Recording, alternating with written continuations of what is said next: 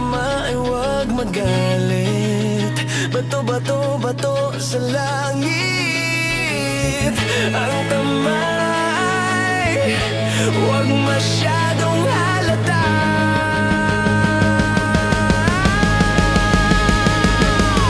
Tao po, nandyan po ba kayo sa loob ng malaking bahay at malawak na bakuran? Mataas na pader, pinapaligiran at nakapila ang mga mamahaling sasakyan. Mga bantay na laging bulong ng bulong, wala namang kasalanan pero marami ang nakakulong. Lumakas man ang ulan ay walang butas ang bubong. Mga plato't kutsara na hindi kilala ang tutong. At ang kanin ay sinangag, itlog na bulat hamon. Kahit na hindi Pasko sa lamesa ay may hamon. Siguro ay malabong sa bahay na ganyan. Sabi nila ay dito mo rin matatagpuan ang tao na nagmamayari ng isang upuan. Pag may pagkakataon ay pinag-aagawan, kaya naman hindi niya pinakakawalan. Kung makikita ko lamang siya ay aking sisigawan.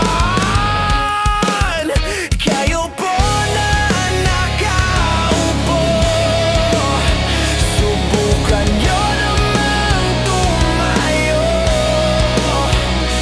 At baka matanaw ninyo tunay na kalagayan ko. Mula rito sa pwesto ko sa baba ng kalsada, alam nyo ba kung gaano kalayo ang aming distansya? Hindi ko natitingnan ang bahay nyong pinagtagpi-tagpi. May butas ang bubong at ang dingding ay yari sa yero. Lantakan nyo ang pili, pakilagay sa inumin. Pinakulong tubig sa lumang takure. Huling-huli gabi na pagdating ni inay, laman sa isip ay ang pagsisilbi sa umaga ay may bahay. Ang hinihiling ay bigyan kami ng kanin sa kaldero na naghihintay lang pagka kaming lahat ay sumuko. Ang bulong ng bulong ay mula sa tiyan na tuyot at sa inosenteng bata na sa gutom ay nakakubot. Hindi ko alam kung talaga bang marami ang hamon o mataas lang ang bakod na nagbubulong-bulungan lamang. Dahil sa dami ng pera nyo ay walang doktor na makapagpapalinaw ng mata nyo. Kaya huwag kang masyadong halata.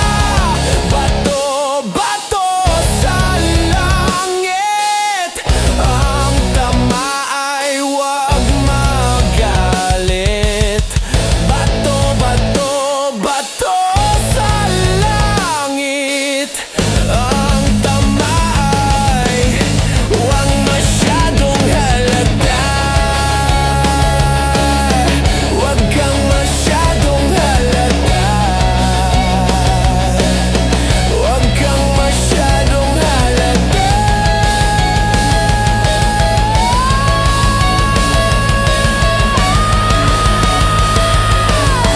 Huwag kang masyadong halata.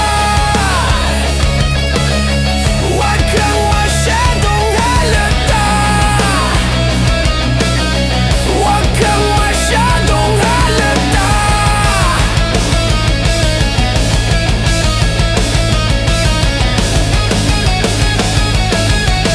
Huwag kang masyadong halata. Huwag kang masyadong halata. Huwag kang masyadong halata.